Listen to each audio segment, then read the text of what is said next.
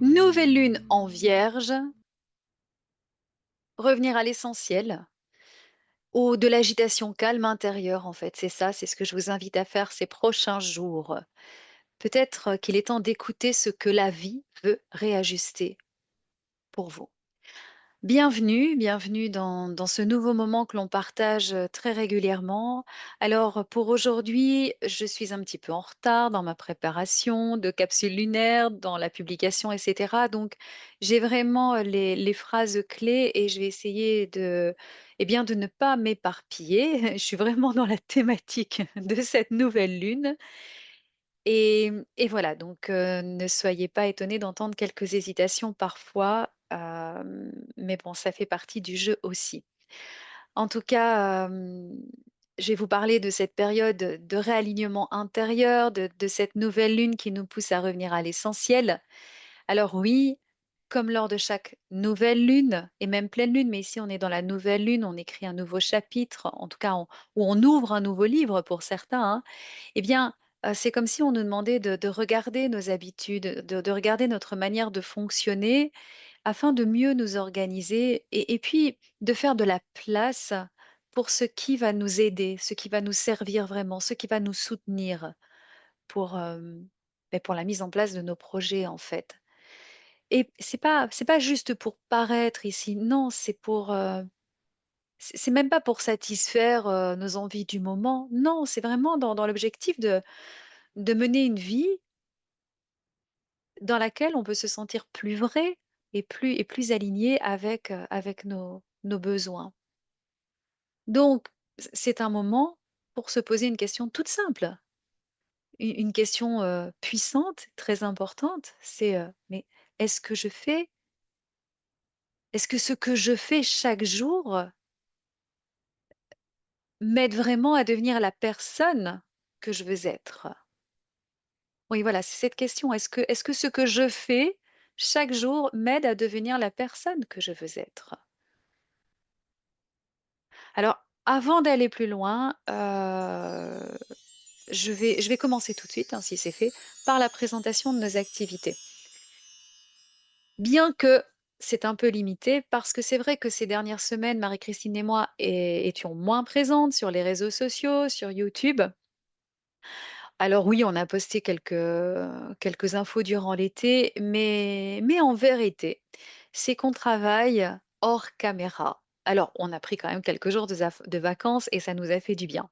Mais il y a un gros travail hors caméra qui se fait et qui continue. Bientôt, on vous en dit plus. D'ailleurs, on aura besoin de votre aide et de vos partages parce que c'est un rêve qu'on réalise vraiment, ça y est, enfin. Et si on y arrive, ce sera grâce à vous. Patience, vous en saurez plus très vite.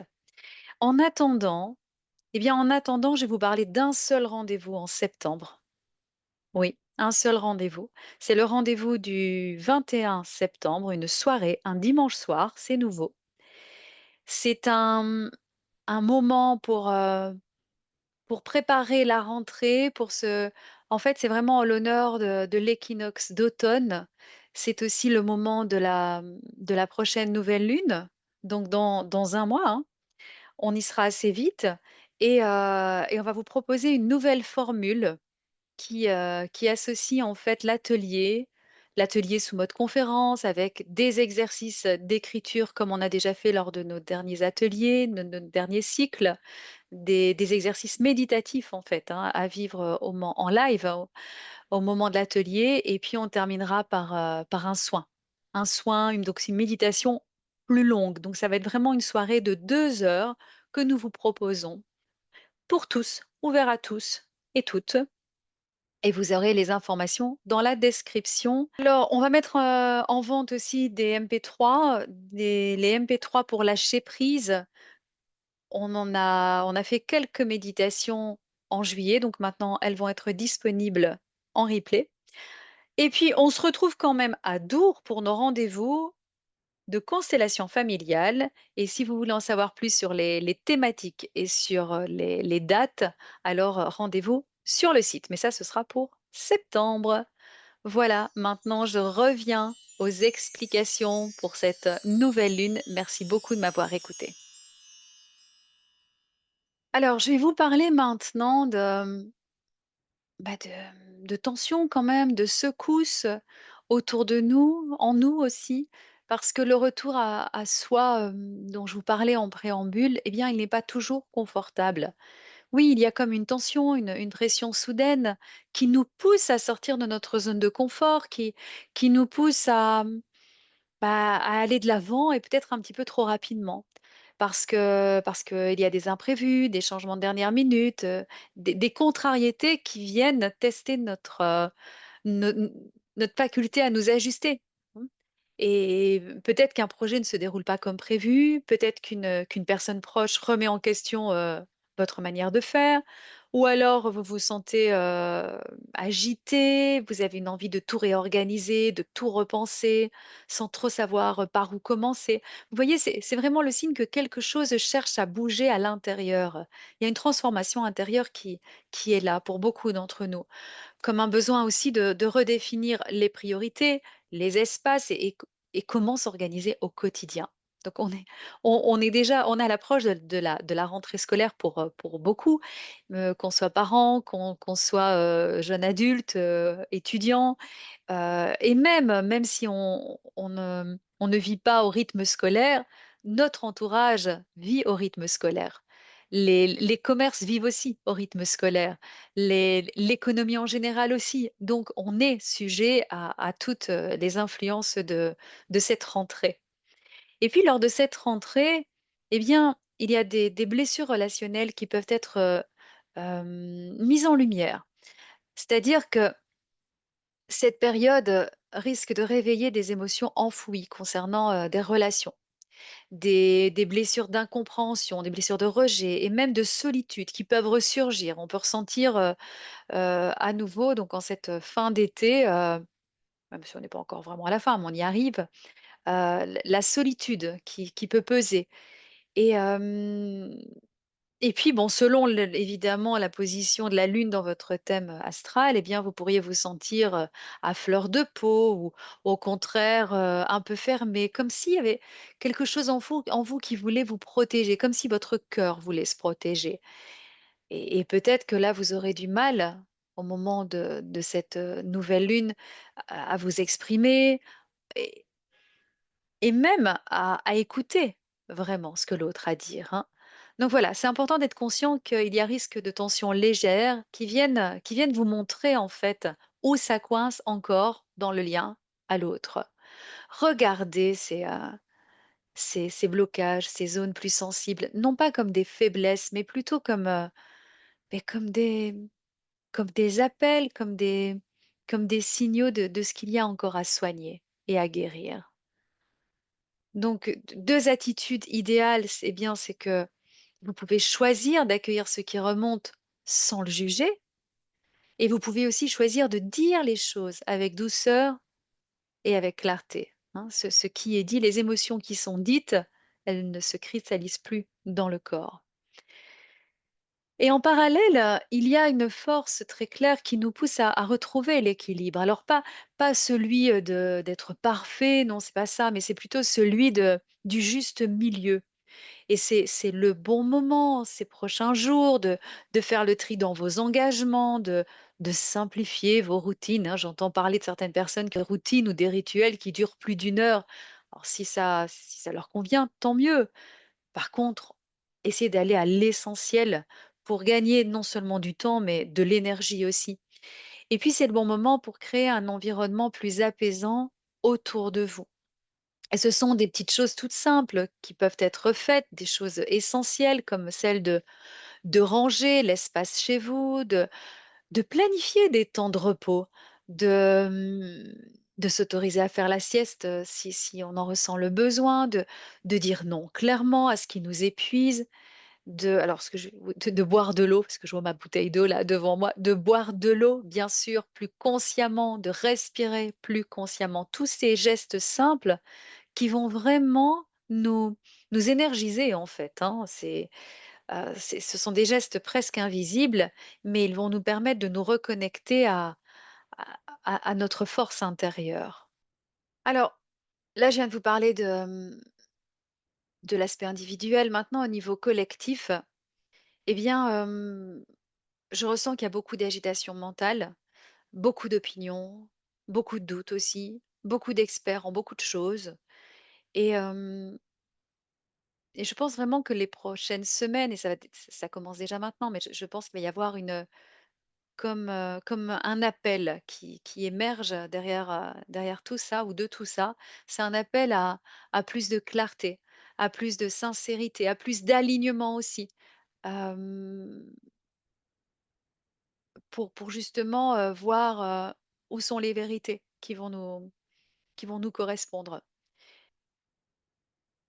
Et c'est comme s'il y avait une vague de réajustement énergétique qui est en cours et j'ai pas tant